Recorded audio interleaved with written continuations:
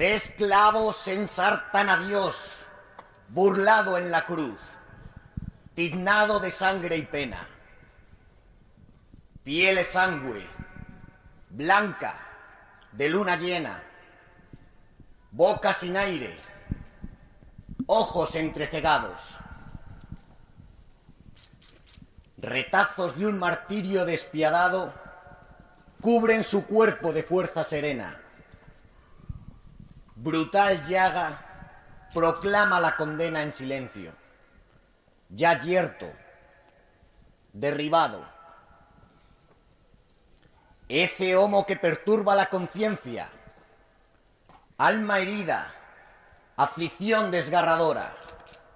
Un vértigo de dolor e impotencia. Solo está Cristo en la angustiosa hora. Un negro telón agranda su ausencia. Transido, ante el Dios muerto, el hombre llora.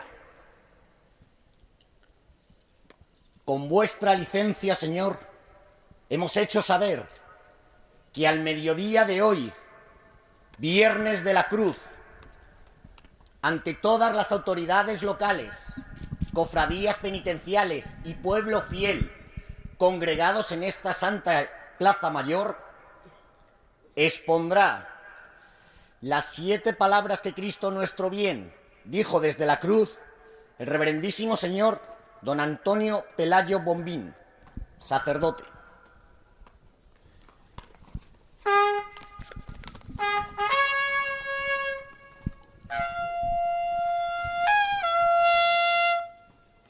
Querido don Ricardo, querido Javier, señores ministros, autoridades, cofrades, queridos paisanos míos, me vais a perdonar que antes de iniciar este sermón de las 7 palabras, que tan inmensamente por mi parte se me ha hecho el honor de pronunciar, os haga llegar algunas impresiones más personales.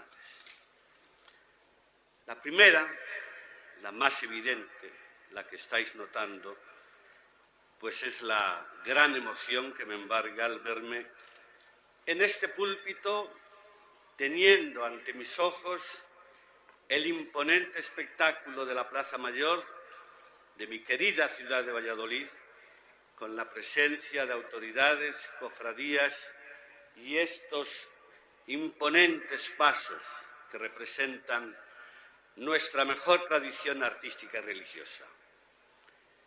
Quiso Dios que naciera en esta ciudad, a escasos 300 metros del lugar donde ahora nos hallamos, en la calle Núñez de Arce. Allí vi las primeras luces del mundo en el seno de la familia, formada por mis queridos padres, Rafael y Asunción, y mis 5 hermanos, y en aquel Valladolid de los años 50 pasé mi infancia y mi adolescencia correteando por las calles, por las plazas y las plazuelas, cuyo trazado sigue siendo el mismo, aunque haya cambiado tanto su fisonomía. Aquí, en el número 7 de la Plaza Mayor, vivía mi madrina Antonia Miñón, desde cuyos balcones presencié más de una procesión de nuestra Semana Santa. Sí, nuestra Semana Santa forma parte de mis más entrañables recuerdos, con esa mezcla de admiración y estupor con que el muchacho que yo era entonces seguía el desfile de los capuchones y de los pasos. Y aunque la llamada de Dios, la vocación, como solemos decir, es un misterio y no puede dejar de serlo porque la iniciativa es siempre y solo suya, de Dios, yo siempre he pensado que el Señor se sirvió de esas vivencias infantiles, más emocionales que intelectuales, para encauzar mi vida hacia el sacerdocio. Comprenderéis, pues, que al verme aquí ahora, dispuesto a pronunciar este histórico sermón, me conmueva hasta lo más hondo del corazón. Pero es que además, al repasar la lista de los que me han precedido en esta misión, Mi primera reacción fue declinar la invitación que tan gentilmente me hacía la Cofradía de las Siete Palabras. Durante décadas se han sucedido aquí, en este atril, cardenales, arzobispos, obispos, escritores de solera, cultivadores de la mejor oratoria sagrada de nuestro país. ¿Cómo iba a ser yo capaz, no digo de emularlos, sino simplemente de no desprestigiar tan ilustre tradición? Finalmente, me animó a aceptar el encargo el recuerdo de 3 personas que en su día ocuparon esta cátedra y a las que me he sentido siempre muy unido y muy agradecido. Son el cardenal Marcelo González, vallisoletano de Villanubla, arzobispo de Toledo y primado de España; el sacerdote, periodista y poeta José Luis Martín Descalzo; y el cardenal Antonio María Javierre, que en su día fue prefecto de la Congregación para el Culto Divino en la Curia Romana. Don Marcelo, como siempre quiso él que se le llamara, forma parte de mis recuerdos de la niñez. Cuando en compañía de mi hermano Rafael nos dirigíamos al colegio entonces hispano, hoy Colegio de La Salle, muchos días nos encontrábamos en la calle López Gómez con su imponente silueta, embozada en el manteo y envuelta en las nieblas tan características de la ciudad del Pisuerga y del Esgueva. Apenas nos atrevíamos a besarle la mano. Con mi familia asistíamos los domingos a la misa de una en la catedral, durante la cual el entonces canónigo pronunciaba sus famosísimos sermones. Pero fue en la Universidad Pontificia de Comillas, de la que él fue uno de sus alumnos más famosos, y yo me preparaba para el sacerdocio, donde escuché por vez primera su sermón de las 7 palabras. Fue el Viernes Santo de 1960, año en el que fue nombrado obispo de Astorga. Muchos años después, en 1991, honró este púlpito con una pieza magistral salvaguardada gracias a los archivos de la cadena COPE, que hoy también transmite este sermón. De la mano de José Luis Martín Descalzo comenzó mi carrera como informador religioso y bajo su mando trabajé varios años. Le debo mucho a su maestría como periodista y como escritor. Toledano de nacimiento, José Luis se sentía sobre todo vallisoletano, y en esta ciudad transcurrieron algunos de sus primeros años sacerdotales en la parroquia de Santiago, sede de la Cofradía de las Siete Palabras.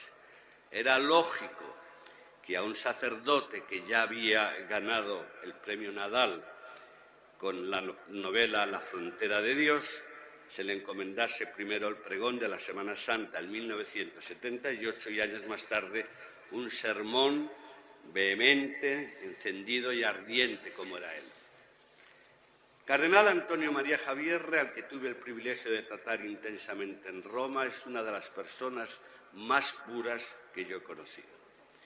Si de mí dependiera, ya estaría en los altares. Este salesiano cabal, como le definía su hermano José María, era además un profundo teólogo y un educador en la más genuina tradición de los hijos de San Juan Bosco. El suyo fue en el año 2004 un sermón de gran altura, denso, pero al mismo tiempo claro en su exposición, reflejo de su espiritualidad, que como todas las que lo son genuinamente, seguía siendo la de un niño crecido en el amor a Dios. Citado solo a 3, pero podría ampliar la lista con otros muchos más nombres, el de nuestro querido cardenal, don Ricardo, sin ir más lejos. Pero los 3 aludidos, que ya son ciudadanos del cielo, me echarán una mano y me ayudarán a salir al menos airoso de este difícil trance en que me encuentro. Cuando hace 4 siglos Ignacio de Loyola escribió las páginas inefablemente simples de los ejercicios espirituales, el santo fundador de la Compañía de Jesús recomienda a los ejercitantes como preámbulo a toda la meditación la composición del lugar. La explica así el maestro ascético. En la contemplación o en la meditación, así como contemplar a Cristo nuestro Señor, el cual es visible, la composición será ver con la vista de la imaginación el lugar corpóreo donde se halla la cosa que quiero contemplar. Digo el lugar corpóreo, así como un templo o un monte donde se halla Jesucristo o Nuestra Señora, según lo que quiero contemplar. Hoy es Viernes Santo y en esta mañana nos disponemos a escuchar y meditar las 7 palabras que Cristo pronunció en la cruz, transmitidos por los 3 evangelistas y por San Juan. Os invito, pues, a un viaje imaginario que nos traslada a Jerusalén, a las afueras de la ciudad santa, hacia el lugar llamado Calvario, que en hebreo se llama Gólgota, transcripción de la palabra aramea Gúlgota, o el lugar del cráneo, una colina desolada, bordeada por caminos polvorientos. Hasta ahí han llevado a Jesús, cargado con la cruz, en compañía de 2 facinerosos y bajo el férreo control de una soldadesca romana grosera, deseosa de acabar cuanto antes su ingrata faena. Allí, una vez desnudado, dejando a la vista de todos un cuerpo que ha sido víctima de la increíblemente atroz flagelación y con la cabeza coronada de espinas, le han clavado en la cruz con crueldad, sin miramientos, con la frialdad de quien cumple un horrible trámite, además mal pagado. El calor es sofocante y en el cielo sobrevuelan bandadas de buitres esperando la hora de su festín. Por fin, las cruces son alzadas, la de Jesús en medio de las otras 2, donde cuelgan los cuerpos de Gestas y Dimas, los nombres que la tradición ha dado a los 2 ladrones o malhechores. Alrededor de los crucificados, una multitud vociferante, pandillas de espectadores morbosos que han llegado allí para curiosear o divertirse, formando un grupo aparte, los escribas y los fariseos, los ancianos del pueblo, los sacerdotes cómplices e instigadores del crimen, los que ya están saboreando el triunfo y se relamen de ver por fin ejecutado a quien han temido que pudiese arrebatarles el poder. En esta ciudad de Valladolid, que durante tantos años fue sede de la Semana de Cine Religioso, podemos recurrir a las imágenes que nos ha dejado la historia del cine desde sus comienzos. Muchas de ellas han sido presentadas aquí. No puedo dejar de manifestar mi personal preferencia por el Evangelio según San Mateo, de Pier Paolo Pasolini, un director marxista y homosexual, que paradójicamente nos legó una conmovedora transcripción de la vida y muerte de Jesús de Nazaret. Este es el espectáculo que nos ofrece nuestra mirada interior. Ante nuestros ojos tenemos además estos 7 maravillosos pasos, obras de nuestros grandes imagineros. Todo el genio de nuestra tierra castellana, el entusiasmo religioso de sus gentes, la admiración por la belleza están plasmados en estas esculturas que hoy salen a la calle y que durante el año enriquecen nuestras iglesias y nuestro Museo Nacional. Sí, hombres y mujeres de Valladolid, otras Semanas Santas de la geografía española podrán jactarse de mayor popularidad, de un acompañamiento folclórico más expansivo, pero nadie puede igualar la riqueza artística de nuestro patrimonio, que sin embargo perdería buena parte de su valor si no fuese expresión de la fe de tantas y tantas generaciones. Este es el escenario donde el divino Jesús va a morir. Él sabe que su hora final está próxima y a pesar de que ha guardado silencio desde su último diálogo con el gobernador romano, desde ahora, desde la altura de la cruz, va a abrir su boca.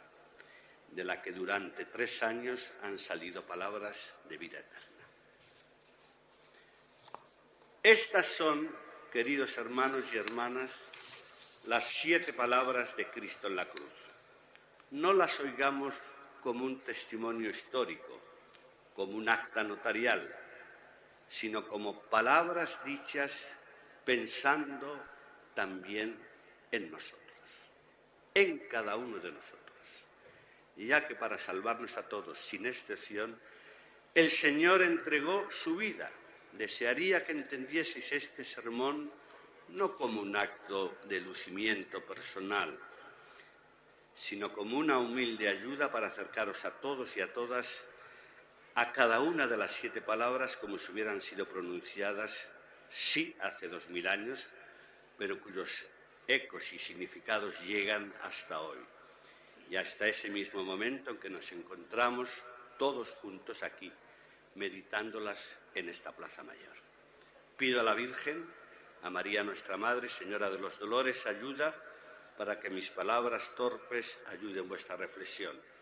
Voy a pedir una intercesión muy especial a San Juan Pablo II, cuya estola que veis ahora me regaló el día de mis 25 años de sacerdocio, pidiéndome que la recordase todos los días de mi vida. Le pido a él ahora que me ayude y nos ayude a todos en esta meditación. Primera palabra. Padre, perdónales porque no saben lo que hacen. Son sus primeras palabras desde la cruz, son palabras de perdón, no de venganza, ni de odio o de rencor. Ni siquiera piden a Dios, juez supremo, que haga justicia ante la tamaña injusticia de la muerte de un inocente. Jesús, clavado en la cruz, se dirige a Dios como Padre para pedirle que no descargue su látigo castigador sobre estos insensatos que le han crucificado. No saben lo que hacen, escribe von Balthasar, uno de los grandes teólogos del siglo XX. Lo clavan en el leño para deshacerse de él definitivamente y así lo clavan para siempre con esta tierra firmemente. Ni la resurrección ni la ascensión cambian nada. Esto no es el hombre quien le fuerza a ser fiel a la tierra, es él mismo el que con su divina libertad permanece con nosotros hasta el final y más allá.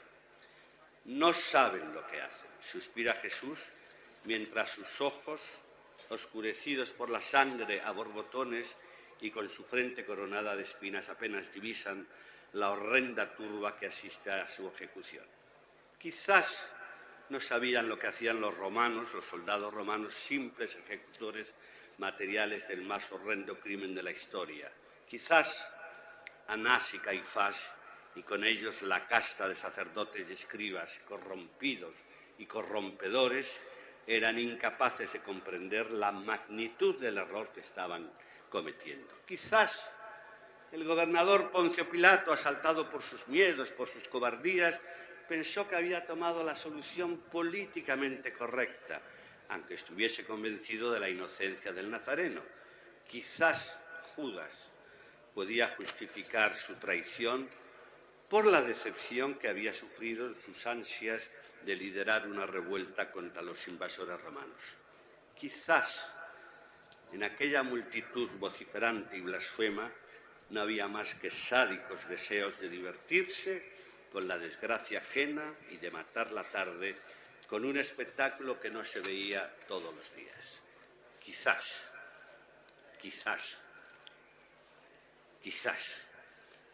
Pero Jesús se deshace de todos esos quizás y pide al Padre que perdone a todos, sin excepción. Para eso Él vino al mundo, para perdonar, y ese quiere que sea su testamento. El perdón de Jesús es ilimitado, recorre todos los tiempos hasta llegar a nuestros días.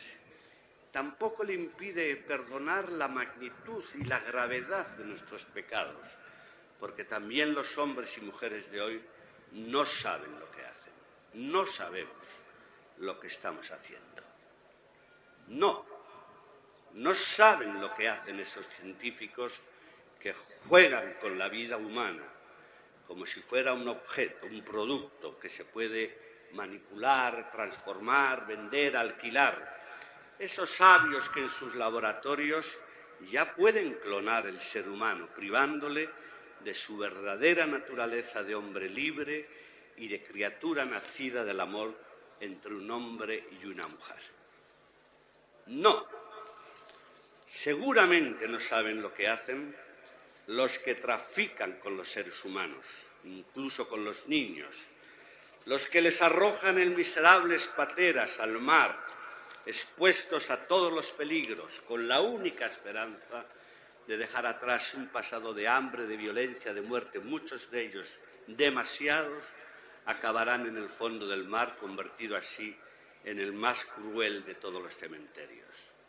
No, Señor Jesús, no saben lo que hacen esos políticos corruptos y corruptores que anteponen su codicia a la búsqueda del bien común, los que halagan los más bajos instintos con la demagogia y el populismo, olvidándose de que la verdad no puede ser ni tergiversada ni camuflada, los que solo buscan el poder para servirse de él y no para servir al pueblo. No saben tampoco lo que hacen quienes explotan la tierra como si fuera su propiedad y no un don que hemos recibido en préstamo para transmitírselo mejorado a las futuras generaciones. No saben, por desgracia, tampoco lo que hacen esos jóvenes desesperanzados que se entregan a la más cobarde de las fugas, refugiándose en las redes del alcohol, de las drogas que matan, jóvenes que han perdido la brújula de su existencia y desconfían de un amor que nunca han conocido y por eso minusvaloran. Jóvenes de ambos sexos que parecen haber arrojado la toalla antes de comenzar a batallar por sus vidas. No saben lo que hacen, y esto sí que es más alarmante, los clérigos, y yo el primero, cegados por la ambición, la búsqueda del poder, la avaricia del dinero. Los que se atreven a violar las conciencias y los cuerpos de niños y adolescentes, los que cargan los hombros de los demás con yugos que ellos mismos no son capaces de soportar y se olvidan de la misericordia, que debe ser su única norma de comportamiento. Pero Jesús perdona, porque el perdón es una forma muy especial del amor, que es la quinta esencia del Evangelio.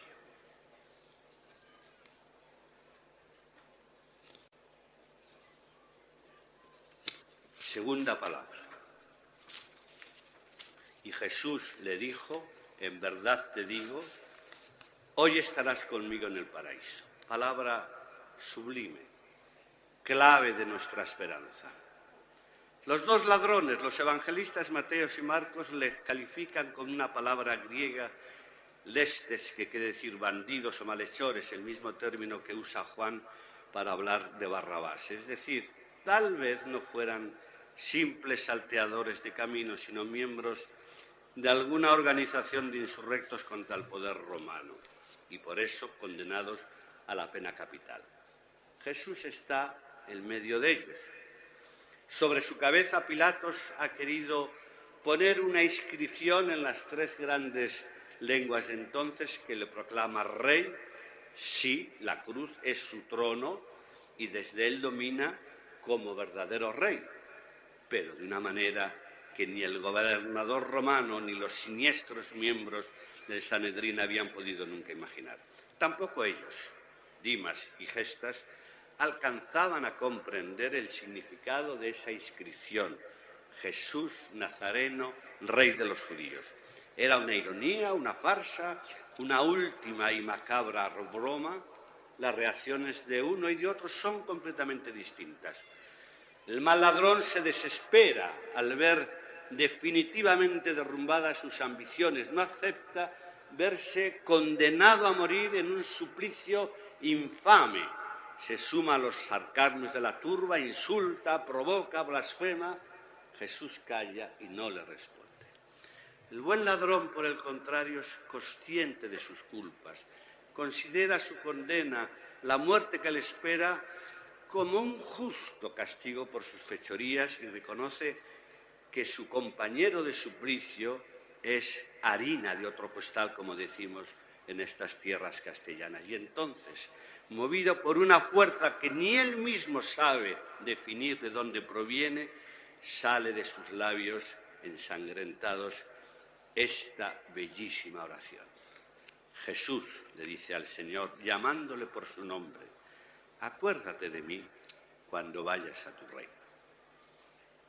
La respuesta del crucificado es inmediata y no deja lugar a dudas. En verdad te digo, hoy estarás conmigo en el paraíso. Jesús no necesita añadir más. Podríamos calificar sus palabras como el tuit de la misericordia, del perdón, del abrazo que acoge al pecador, que se reconoce como tal, y que recupera su dignidad humana. Palabras que sanan, perdonan, regeneran. Para eso había venido él al mundo, para salvarlo y no para condenarlo. Así, en la historia de la espiritualidad escribe el Papa emérito Benedicto XVI en su libro Jesús de Nazaret, el buen ladrón se ha convertido en la imagen de la esperanza, en la certeza consoladora de que la misericordia de Dios puede llegarnos también en el último instante, la certeza de que incluso después de una vida equivocada, la plegaria que invoca su bondad no es vana.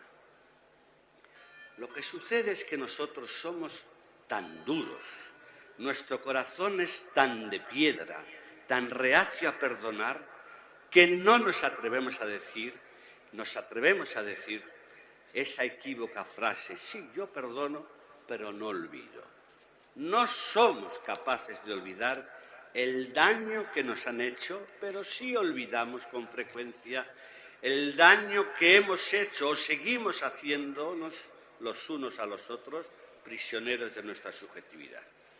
Como nos recordaba muy recientemente el Papa Francisco, nos cuesta aceptar la lógica de Dios, que con su misericordia abraza y acoge, reintegrando y transfigurando el mal en bien, la condena en salvación y la exclusión en anuncio. En consecuencia, añadía en su discurso a los nuevos cardenales el pasado 25 de febrero, el camino de la Iglesia es el de no condenar a nadie para siempre y difundir la misericordia de Dios a todas las personas que lo piden con corazón sincero. El mismo Papa, ese hombre excepcional que rige hoy la Iglesia de Dios, acaba de anunciar la estupenda sorpresa de un año santo extraordinario que comenzará el próximo 8 de diciembre y durará hasta el 20 de noviembre del 2016, festividad litúrgica de Cristo Rey, Año Santo de la Misericordia. Porque, como repite sin cesar el Papa Bergoglio, Dios perdona siempre, Dios perdona todo, Dios no se cansa de perdonar, somos nosotros los que nos cansamos de pedir perdón. Así somos de estúpidos y orgullosos los hombres. Tercera palabra, mujer, ahí tienes a tu hijo, ahí tienes a tu madre. Volvamos, queridos hermanos, por unos instantes a esa composición del lugar que San Ignacio recomienda antes de cada meditación. Volvemos nuestra mirada hacia el Gólgota, donde siguen enhiestras las tres cruces. El día avanza lentamente y el cuerpo de Jesús se desangra de modo imparable. Ya casi no quedan curiosos ni enemigos, porque es el día de la Pascua, la preparación de la Pascua. La casta sacerdotal ya se ha refugiado en las dependencias del templo sin remordimientos, satisfechos de su victoria sobre el Nazareno, y las gentes han vuelto a sus casas, a sus faenas, a sus rutinas. Ya han cesado las carcajadas blasfemas, las risas, las injurias. Alrededor de la cruz solo quedan los soldados, acaban de repartirse el modesto botín del crucificado y han echado a suerte la túnica sin costura tejida por su madre. Y ahí está ella, con otras 3 mujeres y Juan, el joven discípulo que no ha huido, víctima del pánico como los otros. La palabra latina que usan los evangelios es stabat, que solo puede traducirse como estaba en pie, sin desmayos, erguida con la fuerza de un árbol, anclado en sus raíces, pero con el corazón destrozado. Al pie de la cruz está María, la llena de gracia, la viuda del carpintero, la mujer del pueblo, la madre dolorosa, la Virgen de las Angustias, la Señora de la Piedad, María, que apenas aparece en las páginas de los evangelios, está ahí donde tiene que estar una madre, al lado de su hijo. Es la hora de la fortaleza, de la valentía, de la fidelidad. Cuando parece que todo se hunde, que todos le abandonan, ella está a su lado en silencio, desgarrada por la imposibilidad de darle a su hijo otro consuelo que el de su presencia. Pequeño grupo se ha acercado a la cruz y desde lo alto del madero Jesús, ya apenas sin voz, ve a su madre tan cerca y a ella se dirige con estas palabras tan humanas: mujer, ahí tienes a tu hijo. Instantes después, mirando a Juan, el discípulo amado, le dice: ahí tienes a tu madre. Son palabras emocionantes que significan mucho más que lo que aparentan a primera vista. No se trata de encomendar una persona a otra, de disponer un acuerdo familiar, hacer una especie de disposición testamentaria. Jesús le llama mujer, no María, para significar que en ese momento es como la nueva Eva, la madre de todos los creyentes, la joven muchacha que acogió en su seno al Hijo de Dios, y la mujer que al pie de la cruz va a convertirse en la madre de todos los cristianos, en la madre de la Iglesia, como la proclamó el Concilio Vaticano II. Y a Juan el Señor le encomienda a esa mujer. El Evangelio añade que el discípulo amado la acogió en su casa, pero otros prefieren la expresión la recibió como suya, porque el verbo griego significa acoger a una persona. Y parafraseando podríamos traducir que la acogió como suya en su intimidad. Desde aquel momento Juan la acogió como su madre. Cardenal Fernando Sebastián, en su último libro, María, Madre de Jesús y Madre Nuestra, nos ayuda a comprender mejor el significado de la presencia de María al lado de la cruz. Nadie, escribe, ha vivido la muerte de Jesús con tanta intensidad como María. Es difícil imaginar el dolor de una madre al ver a su hijo atormentado y agonizando en la cruz. María vive en su corazón de madre la muerte terrible del hijo que es también su Dios. Vive el sacrificio de su maternidad y de su vida. Lo acepta todo, lo ofrece todo a Dios en adoración y confianza. Vive en directo el misterio terrible del sometimiento de Dios a la ceguera de los hombres. Jesús le ofrece a su madre, al pie de la cruz, una nueva maternidad, un parto que, como todos los partos, se realiza con dolor, una fecundidad misteriosa y milagrosa que se consumirá con la venida del Espíritu Santo en Pentecostés. Desde la cruz Jesús nos hizo un gran regalo, el mejor de todos los posibles, a ti, Virgen María, que desde entonces eres cosa nuestra, y desde entonces también nosotros somos todos cosa tuya. Ya tenemos madre, y no cualquiera madre. Tenemos a alguien que cuida de nosotros, no estamos solos. Voy a ceder mi palabra a la de un poeta, un estupendo poeta, Dionisio Ridruejo, que hizo aquí, en el Colegio San José de Valladolid, una parte de sus estudios. Os leo su soneto. Toda la tierra estremecida y grave, bajo la sangre fiel que la levanta, sufre en tu misma entraña donde canta en 7 heridas tu agonía. La lenta flor de tu mirada sabe, cuando a los yertos miembros se adelanta, hacerse hiedra de tu triste planta y erguir los cielos con fervor de ave. Bajo la cruz, sin venas que la guarden, llega hasta ti la savia enaltecida donde el tiempo remedia sus rigores, y estás ante los astros que no arden pariendo, Virgen, nuestra propia vida, como pariste a Dios, más con dolores.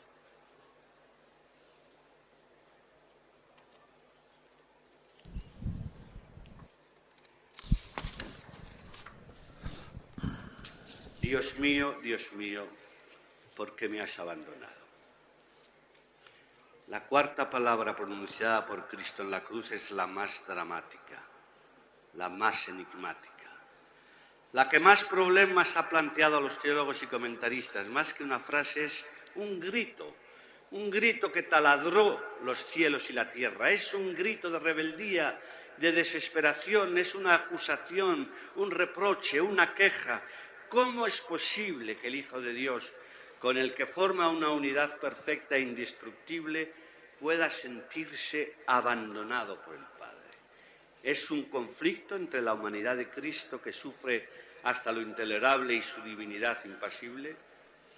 No está de más señalar que esta cuarta palabra la pronuncia Jesús después de las tinieblas que cubrieron la tierra.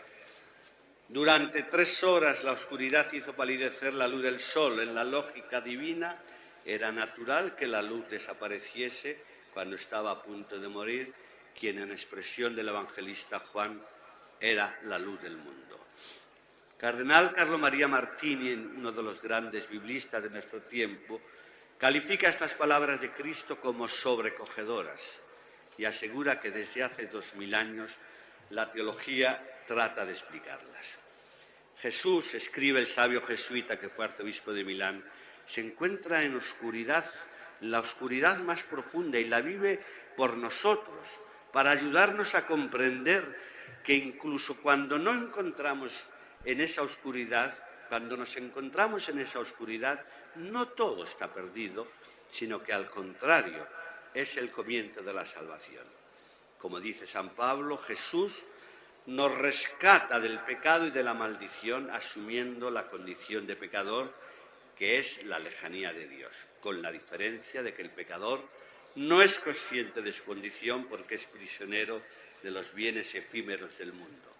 El Papa Ratzinger, en su ya citada obra sobre Jesús, también acude a nuestra ayuda ofreciéndonos la clave de su interpretación. Como todo judío fervoroso, Jesús, sintiendo ya cercana su muerte, se pone en comunicación con Dios rezando un salmo, concretamente el Salmo 22. Y el primer versículo de este salmo dice así: Dios mío, ¿por qué me has abandonado? Dios mío, de día clamo y no me respondes, también de noche, y hay silencio para mí. Papa Emérito explica que las palabras de este y de otros salmos no corresponden a un sujeto individual cerrado en sí mismo, son palabras a las que, sin embargo, están asociados a la vez en la oración todos los justos que sufren, todo Israel, más aún toda la humanidad. En la cruz, nuestro Señor bien pudo sentirse abandonado, no por Dios, pero sí por sus discípulos despavoridos, por Pedro, avergonzado de sus negaciones, por Judas, el traidor, por todos los que sanó y curó de sus enfermedades. No añadamos nosotros nuestro abandono, nuestra fuga. No seamos desertores, porque en la cruz está la vida. Yo he venido, dijo el Señor, para que tengan vida y la tengan en abundancia. La cruz convertida desde ese día no en horrible patíbulo, en poto de torturas, sino en símbolo de la redención. No podré olvidar nunca la fortísima impresión que me causó visitar junto al Papa Juan Pablo II en Lituania la llamada Colina de las Cruces. Era agosto de 1993, hacía calor, habíamos llegado a la pequeña ciudad de Sieloalí por la mañana y a pocos kilómetros del centro urbano, en medio de una pradera, surgía una singular colina con miles de cruces, tal vez 100.000 cruces, como nos contaban nuestros acompañantes lituanos, cruces de todos los tamaños, hechas con los materiales más diversos, madera, hierro, hojalata, ramos de árboles, algunas completamente desnudas, la mayoría de ellas con la imagen del crucificado, muchísimas con nombres y apellidos. Cruces que habían sido plantadas allí clandestinamente en los años de la tiranía atea, de la persecución antirreligiosa, cuando proclamarse cristiano suponía la deportación al Gulag, a Siberia o el fusilamiento. Cruces que eran recuerdo de innumerables martirios y que testimoniaban la esperanza y la fe de los que sobrevivieron a esa hecatombe.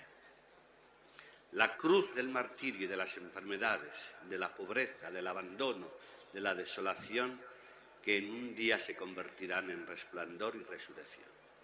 Lo dijo la doctora de la Iglesia, nuestra Teresa de Ávila. En la cruz está la vida y el consuelo, y ella sola es el camino para el cielo. Quinta palabra, tengo sed. La sed. La sed del agonizante, una sed abrasadora que evoca el salmo que Jesús está rezando antes de entregar su vida a Dios. Mi paladar está seco como una teja y mi lengua pegada a mi garganta. La sed que se suma a otros tormentos físicos. Tengo sed, grita Jesús en esta quinta palabra que en términos similares han pronunciado y pronuncian todavía hoy millones de seres humanos, hombres y mujeres, niños, ancianos, enfermos. Sí, la humanidad tiene sed, porque el agua escasea dramáticamente a millones de personas que no tienen qué beber, ni con qué lavarse, ni con qué regar y hacer crecer sus humildes cultivos. Terrible paradoja de nuestro mundo hipercivilizado. El agua, uno de los bienes más preciosos y abundantes del planeta, es una mercancía rara en puntos de los 5 continentes. Según datos de los organismos internacionales, casi 800 millones de personas carecen de acceso a una fuente de agua segura. ¿Por qué esta anomalía? ¿Por qué, como tantos otros bienes de la tierra, el agua está mal distribuida y mientras aquí la derrochamos, la despilfarramos, hacemos un uso exagerado, caprichoso de un precioso elemento, otros hermanos nuestros mueren de sed o de enfermedades por beber aguas contaminadas? Tiene sed, Señor, pero también sienten ese tormento millones de hermanos nuestros a los que nosotros negamos un vaso de agua pura, un egoísmo del que un día tendremos que rendir cuentas ante ti. Sí, porque tú nos dijiste que si negamos un vaso de agua a quien tiene sed y nos lo pide, a ti, Señor, te lo negamos. Tú en la cruz ya sufriste las consecuencias de nuestro egoísta corazón. Pero en la cruz esa sed no es solo material, fisiológica, estás, Señor, también sediento de amor, de ternura, te sientes abandonado y sabes que tu sacrificio no será suficiente para que todos los hombres y mujeres de la historia sean salvados como tú quisieras. Como escribió San Agustín, Dios tiene sed de que los hombres tengan sed de él. Pero los hombres, los de ayer, los de hoy y los de mañana, intentamos aplacar esa sed bebiendo en otras fuentes, recurriendo a otros pozos que prometen saciarnos y calmar nuestra sed, pero que acaban decepcionándonos porque son efímeros. Esa sed la entendió Madre Teresa de Calcuta, que el 10 de septiembre de 1946 oyó una voz interior que le pedía satisfacer la sed de Jesús, sirviéndole en la persona de los más pobres entre los pobres. Desde entonces su vocación fue apagar la sed infinita sufrida por Jesús en la cruz, al impulso de su infinito amor por los pobres. Por eso fundó la Congregación de las Misioneras de la Caridad y pasó su vida acompañando a los moribundos y a los más pobres de la sociedad. ¿Y nosotros?, se preguntaba el cardenal Javierre en su sermón del año 2004. No podemos ignorar el eco ensordecedor de esa palabra de Cristo. Resuena hoy en la persona de todos los que sufren. Mendiga el refrigerio para multitud de Cristos atenazados por la sed de nuestro entorno. No hay que ceñirse a la dimensión material. El deseo de Cristo, solemnemente proclamado al fin de su jornada con su angustiado grito de «tengo sed», refleja la sed del Padre o, lo que es lo mismo, el ansia de reunir en su mesa paterna a todos los hijos dispersos. Sexta palabra. Todo está cumplido. La sexta palabra de Jesús en la cruz es como la anterior, escueta, lacónica, pero reveladora de ese corazón que cautivó al joven jesuita Bernardo de Hoyos, nacido en Torrelobatón y a cuya beatificación en Valladolid se celebró con tanto entusiasmo en abril del 2010. Todo está cumplido podría ser un telegrama militar o el mensaje de un agente secreto, equivalente, en cierto modo, a la expresión misión cumplida. Cristo, consciente de que su muerte es ya cuestión de minutos, no de horas, de que está muy próximo a su momento final, recorre sus 30 años de vida. El moribundo hace recuerdo de sus palabras, de sus hechos, de sus dolores y alegrías, de sus triunfos y fracasos, de sus amigos y enemigos. No tiene nada que reprocharse.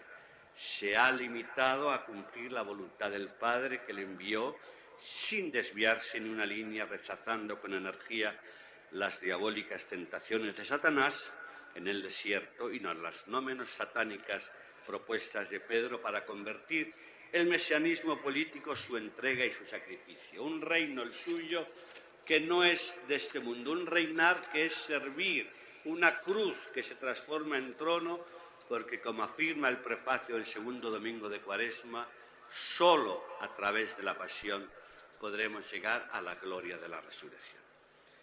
Pero todas las privaciones de la vida pública, la fatiga, las controversias con los fariseos y los escribas, las incomprensiones de quienes habían decidido perseguirle con otros fines, se hiperbolizan al comenzar la pasión. La sangre, el sudor, la angustia en el huerto de Getsemaní, la pérfida traición de Judas con un beso al amigo, la insolencia de los sumos sacerdotes, la cobardía cínica de Poncio Pilato, el espanto de la flagelación, la carga de la cruz que le hace caer 3 veces en tierra, y las burlas y los insultos, los clavos que trasladan sus pies y sus manos, el abandono. Ahora, Señor, te contemplamos en tus últimos momentos de vida, antes de expirar, sin llegar a comprender del todo la grandeza de tu sacrificio.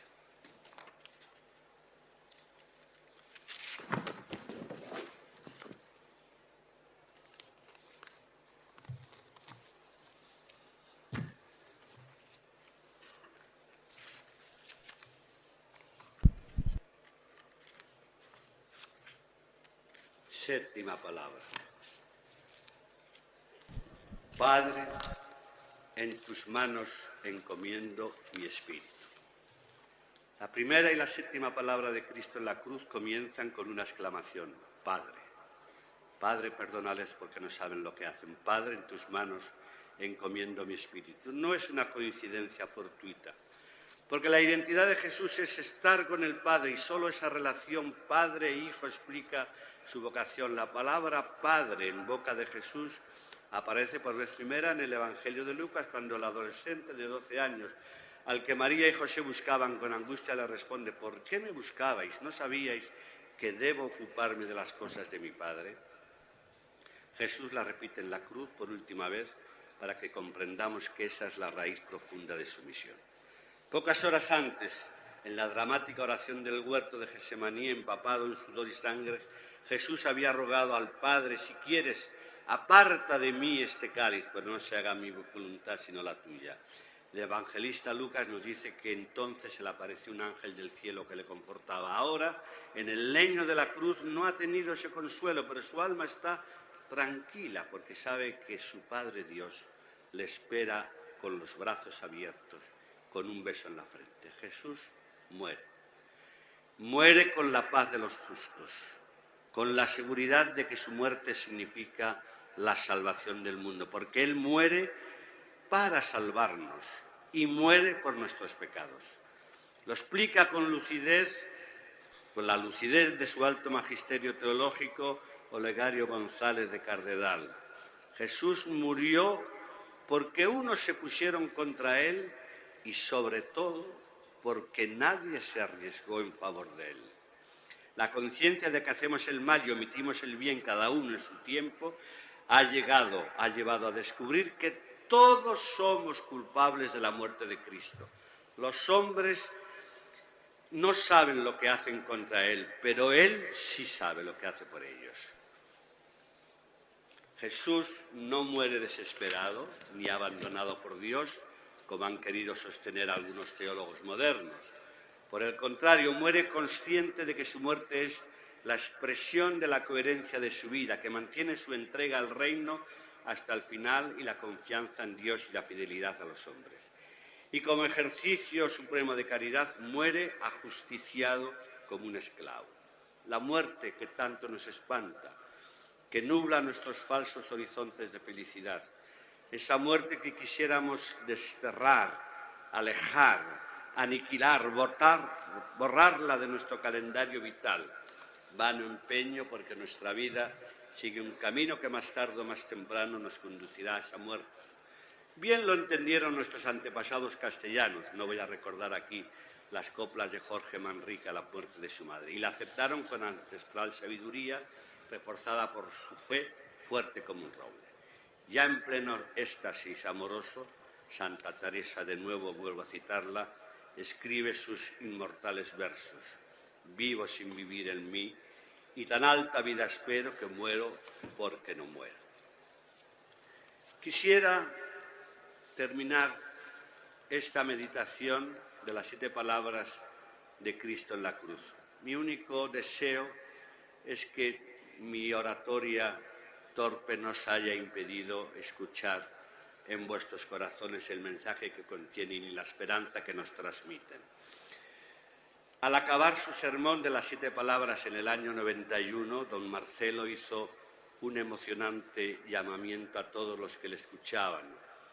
Valladolid, dijo, conserva tu alma, guárdala, no dejes que te profanen, no dejes que se pierda por los caminos de una falsa modernidad. Tenéis una historia gloriosa en esta Castilla la Vieja y hay que mantenerla a todo trance. Es el genio de un pueblo que vibra por la belleza de lo religioso, de esas estas esculturas. Dios quiera que los años venideros conserven ese espíritu de hoy. Al finalizar el pregón que tuve el honor de pronunciar en la Catedral de Valladolid hace algunos años, yo dije: vallisoletanos, hombres y mujeres de Valladolid, no os dejéis robar la Semana Santa, no os dejéis que os la profanen, que la materialicen, que la conviertan en un objeto de expansión turística. La Semana Santa es parte de nuestra historia, parte de nuestra sensibilidad, y el pueblo que pierde la historia pierde la memoria y pierde su alma. Yo os deseo que esta Semana Santa, que en este momento estamos viviendo con intensidad, siga siempre así, fervorosa, fiel, noble, cristiana de verdad. Así sea.